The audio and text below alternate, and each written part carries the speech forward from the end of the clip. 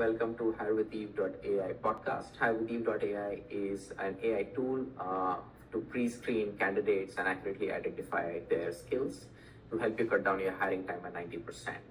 In this podcast series, we interview and have in-depth conversations with global HR leaders across industries and geographies to understand current HR trends, leadership challenges, workforce plannings, and many more interesting topics.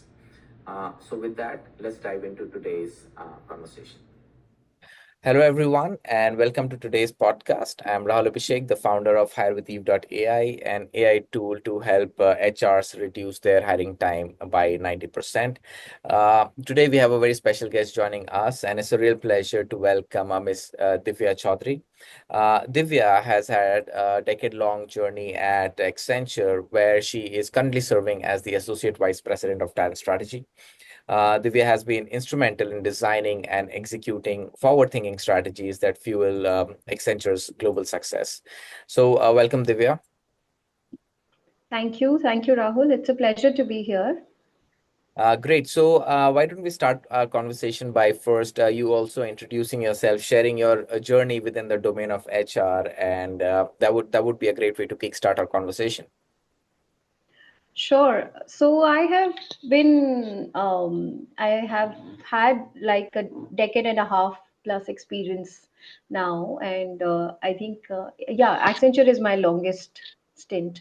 I'm someone who's really started with the basics of lining up resumes and everything, and I wish we had technology to help us at the time because I think a lot of good talent gets lost in transition because we don't have the correct tools and resources to really align.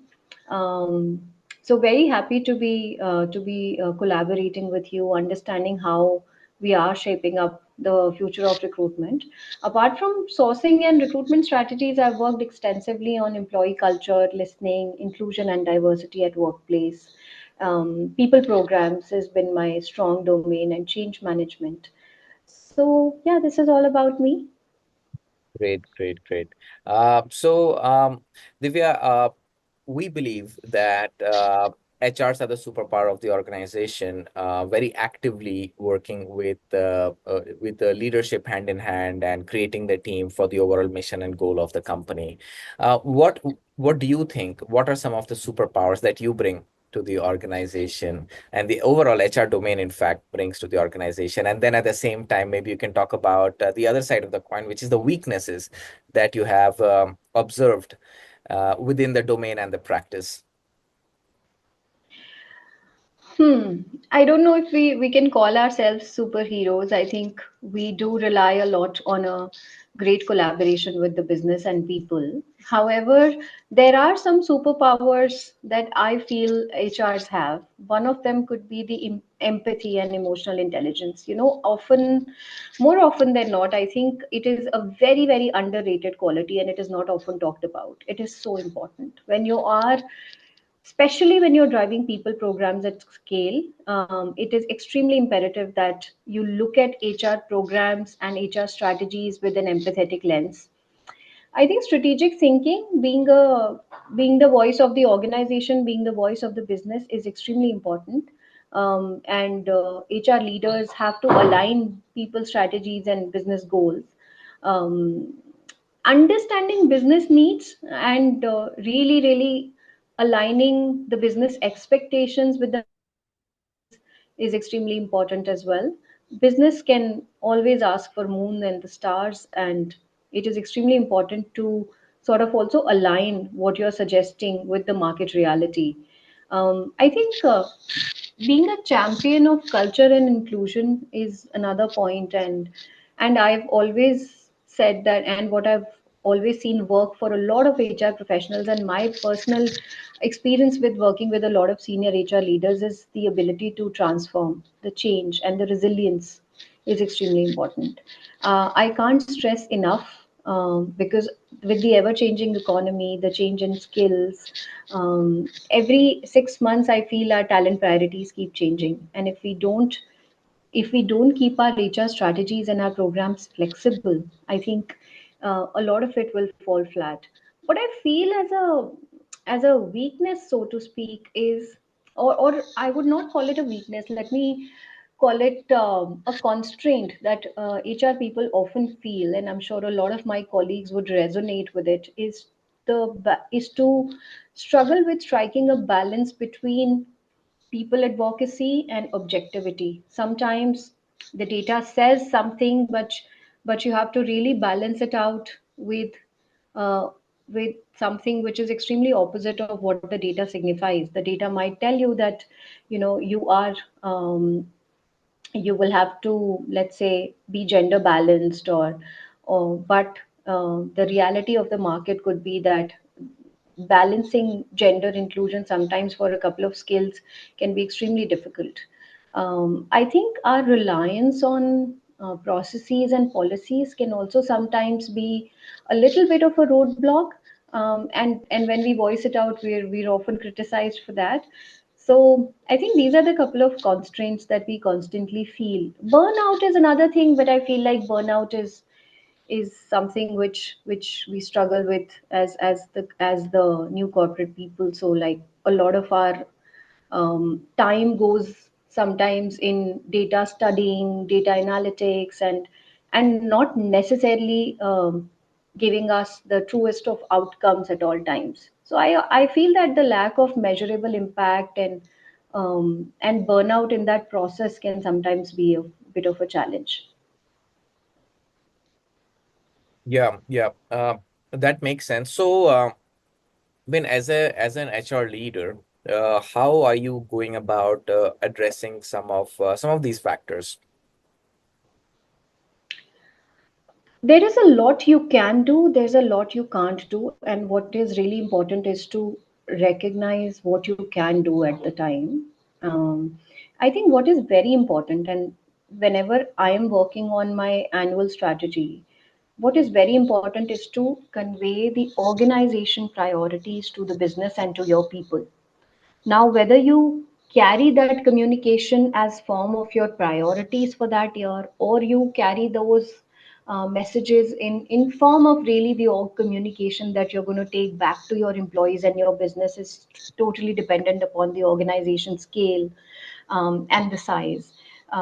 But I think the step one is to make sure that everybody is chasing a common goal. I think that is, it is the most founding quality and extremely required at all times. um, the step two will be, and like you said, that some of I think, to be real with your employees, not to overcommit and under deliver. Your why of doing things and the impact measures are two things which are extremely important when you are making people strategies or talent strategies as a whole. When you are chasing a recruitment target, for example, what is the skill, what are your top 5 skills, how are you going to make sure that those top 5 skills pave way for the success of the organization? So hiring is one thing, sustainability of employment is another. How will you make sure that your people succeed is extremely important, and that is where your learning and development and your knowledge stretching teams come into the play, where we are working on cross leveraging, cross skilling a lot of our employees. um, I think we do that beautifully in Accenture, and that is something I've been groomed to sort of learn. So these are the two things I feel which can make or break your people strategies. Right, right, right. Talking about people strategy and then connecting it to the current trends that we see in the market. Can you share what are the kinds of trends you have observed, and then how is that also impacting internal workflow as well as overall business? I think the couple of talent trends that I have seen, and one tool that is a couple of tools that we use internally that I wouldn't again not be able to disclose, but couple of best practices that have really helped us making our talent decisions are using people analytics, using data analytics across our people strategies and also our recruitment strategies. We have set up separate teams that sort of give us the talent landscape in advance. That makes things very easy for us because we also have a very strongly driven inclusion agenda. So, across our organization, some percentage of it is represented by women, people from economically weaker sections, and also people with disabilities. So, extremely important for us to know our talents landscape in advance. Couple of trends that I have seen across organizations, or at least a lot of our competitors, is the front seat that HR is getting on the table now. I see a lot of my HR colleagues being a part of client meetings, really putting our people strategies up front, driving recruitment with a purpose. We are hiring a lot of Gen Zs these days, and that when perhaps I would have started working, I would have joined a company just because the brand was great. Yeah, But it actually warms my heart because when we are hiring people these days, they ask us about our people programs, they ask us about our purpose. Someone very recently asked us about our sustainability methods. So, it is really the talent today looks something beyond the compensation that you're offering, which actually makes me very, very happy.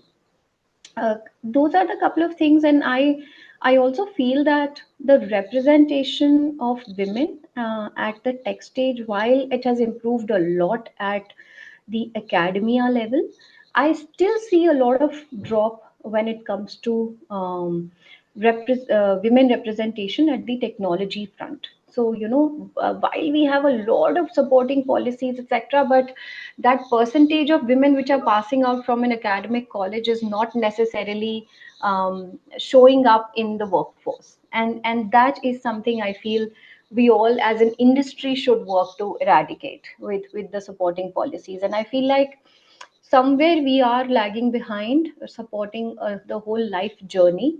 And when I say we, I mean as an industry and not as an organization. Of right. course, we returning mothers absorption is a very key matrix for us, which we actually track by means of our dashboard on a monthly quarterly basis, and there are these strong advisories given to our business leads as well with regards to that. But I think somewhere there is that more representation needs to be ensured and pushed by many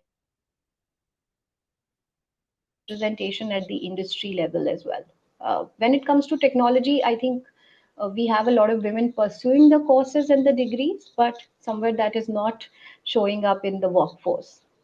Okay, okay.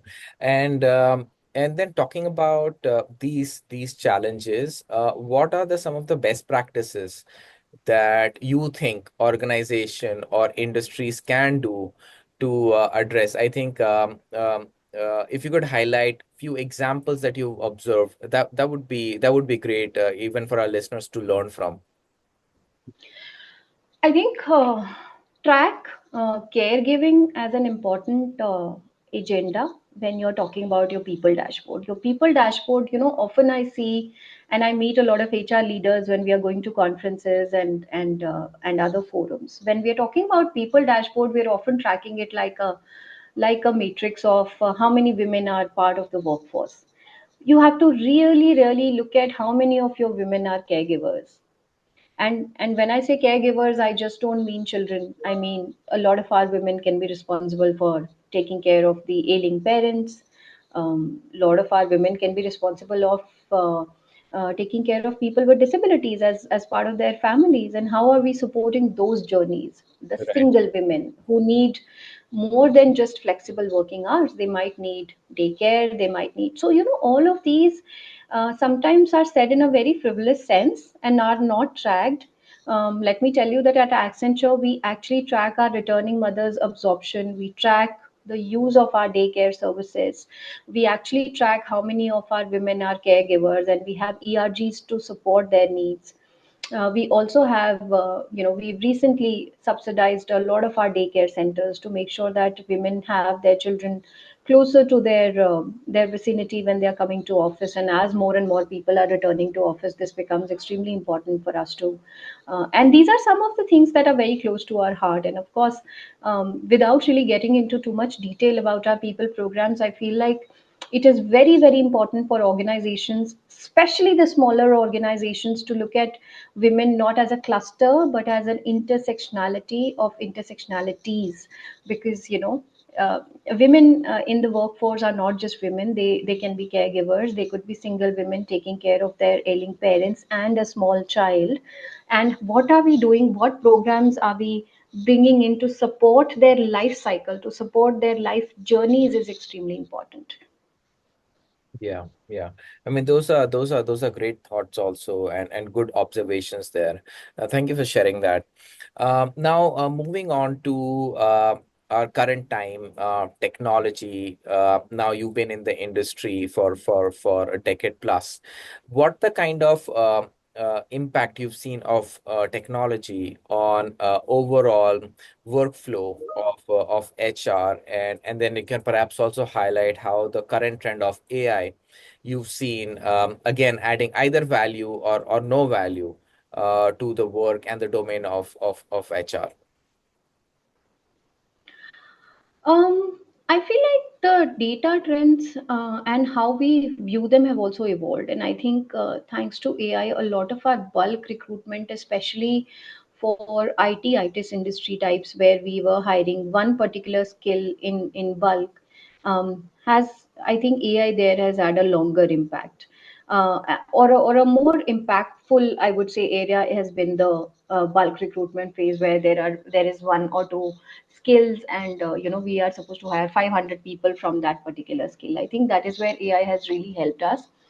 I feel that the data HR trends, how they have evolved is, and that is something which I've seen, that more and more HR teams have now consciously started leveraging HR analytics and people data. So even when we are making a simple um, uh, people strategy on how are we going to support our inclusive intersectionalities, like gender, caregivers, pride, etc., how are we making sure that the demographics are well studied before we go ahead? So, for example, um, we realized this year that we don't have, and India being the society that it is, I think it's not going to be an easy journey. But this year we decided that we're going to do some conscious effort of or of conducting pride recruitment drives, right? Right, Now, in support of that, of course, there is no clear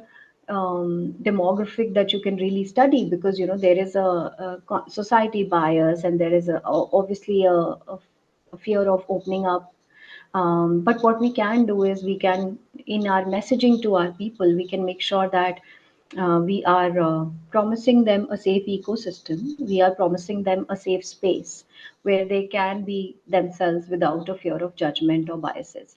right, From So I feel like that there's a lot of conscious effort of studying the demographics and data, and a lot of benchmarking. I feel like, with the help of a lot of, we do a lot of benchmarking with our peers, and we have partnerships with a lot of external vendors to sort of do that, where we are studying not just the people numbers, but also the people programs. How are other organizations functioning, their ERGs, what are the types of ERGs that organizations in India have, and a lot of things related. What are their best recruitment practices, what are their softwares that they are using, how do they get back to the pool once it is rejected, and how do we make sure that we sort of maintain a relationship there. I think, getting back to and that's one common complaint that we hear from candidates all the time, that HR never gets back. So hmm, how do we really solve for that? How do we compartmentalize all that pool, that was not really a rejected pool? It could have been million reasons why the resume did not go ahead. And sometimes not all of them are related to them not possessing a particular skill. right, So I think there's a lot of work that is happening on improving employee value proposition, and that makes me really happy. There's a lot of conversation that is happening on workforce flexibility. There's a buzzword of FOW, future of workforce. Is it going to be hybrid? Is it going to be part hybrid, part coming to office? So all of that, I think, is actually creating a very adaptive org culture of sorts, which is very heartening to see, because uh, at least when we started, these things did not exist, and it actually makes us very happy to look at how far we've come. Yeah, yeah. Um, I think obviously those are good examples and nuances. Connected to that, my question then to you would be, as an HR leader, now, what are some of the key challenges that you are now encountering, and how have you gone about addressing them? And it would be even great to hear challenges that you've not yet still figured out, and it would be open for everyone, in our listening audience, and they can even write ideas.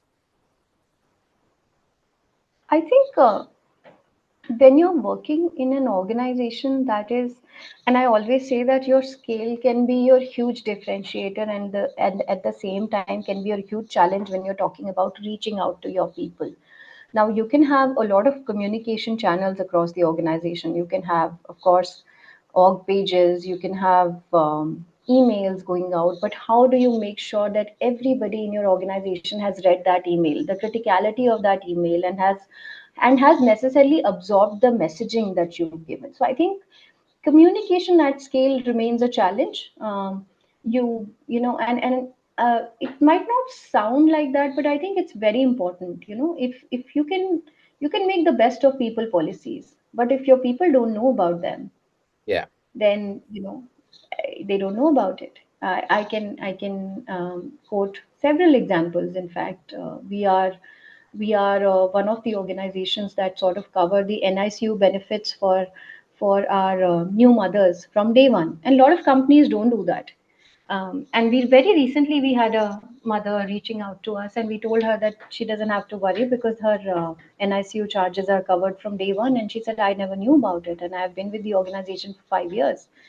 Now, does that mean that we've not done enough to sort of convey those benefits? Of course not. We are shouting from the rooftop in every caregiver forum that we have these benefits. But sometimes when you are that big of an organization, I think communication at scale can become a roadblock. And it might not sound like that, but it is a big roadblock. And that we're all trying to counter with our efforts, with our ERGs, with our support groups, and everything.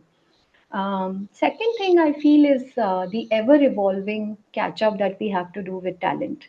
I think the moment you catch up with one skill and you develop a COE competency for that, where you can cross leverage, cross train, the talent priority will completely change. So I think the managing the and you can't not catch up, right? You yeah, if there are these top three skills that are important, then they are important. You have to sort of make them top of your checklist. I think catching up to that is a real struggle, and which is why I have a lot of respect for organizations like yourself and others which are supporting with the talent hunt, because we are growing at a rapid pace, and that doesn't change, but the yeah. talent keeps changing, and the talent availability is always a challenge. um, a couple of strategies that we've done recently, I don't know, Rahul, if you know, is that we've really started tapping into the tier three locations. And I think that has worked really well for us. Our offices in Jaipur and a lot of other tier three cities are on a rise, and we've grown considerably in terms of our headcount at these locations. And I think a lot of our technology talent specifically it has really shown us good benefits from a talent availability standpoint. And I think working with a lot of local channel partners over there has helped us a lot. Of course, we have evolved our campus strategies and everything, but yeah, I think these are the top of my mind. These are the two, three things that remain as a challenge, and we continue to battle with them. All right, all right. Oh, great. I mean, thanks for sharing it. And I think I would just call out to the audience that if you have ideas on these topics, then feel free to let us know, and it'll be my responsibility to let Divya know of these ideas.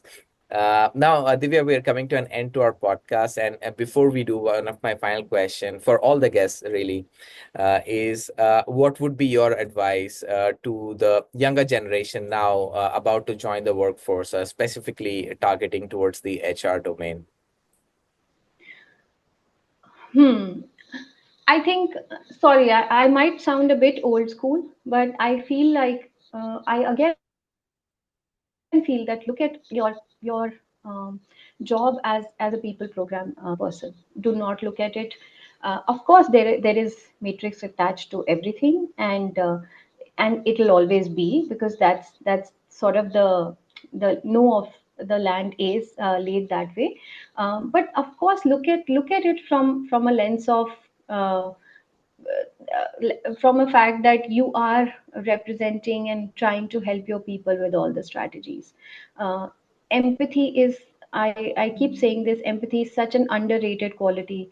And a lot of people don't talk about it, but it is so important. As your industry will keep changing, your organization priorities will keep changing. You will make a 5-year goal, in 2 years it will completely be trashed, and there will be something new. It is important for people to have empathy and navigate that change with a lot of emotion and empathy for your people. It is extremely important. Even if at times it's difficult, we have to do that. Actively communicate with your people, again, with a lot of, and be honest. We do a lot of change management internally and for our clients. And I think one thing that I feel really works in our favor is to make sure that we are over communicating and we are communicating with honesty. That is extremely important. I think HR is a great field to be in, and with all the, like I said, with all the agile HR practices that are coming in, with the data practices and a personalized approach that is coming in for people programs. We are really talking about the word intersectionality that I used a couple of times in my conversation did not exist perhaps a couple of years back. Is all of this is all good, but to have, for us as HR leaders and for someone who's starting their career in HR, extremely important to keep people at the back of your head at all times. Championing change is all good, but if you don't have that empathy for your people, you do not have a personalized approach of dealing with the employees, then I feel like somewhere you will not go far in this profession. People have to really see you as somebody who's a guiding force and a guiding light, and who's adding value to the business and people. And that is only possible when you have that strong lens of empathy, people support, being real with your business also. Sometimes, I have personally really had to tell some of our business leads that you need to really stop here. There could be various situations where you have to be brutally honest with your employees. There could be difficult conversations, and I always say that no matter how difficult the conversation is, there is always a right and a wrong way to conduct that conversation or have that meeting with your employees. So Right, extremely important for us to be very mindful of the change that you're bringing in. It is someone's life and it is someone's career. right. So extremely important to look at it. And I'm sorry to say, but I feel like I find that missing sometimes when I'm interviewing a lot of our people. Yeah, I mean, thanks a lot for sharing that. I think, I mean, your experiences and this particular insight for the young generation, this is really distilled wisdom.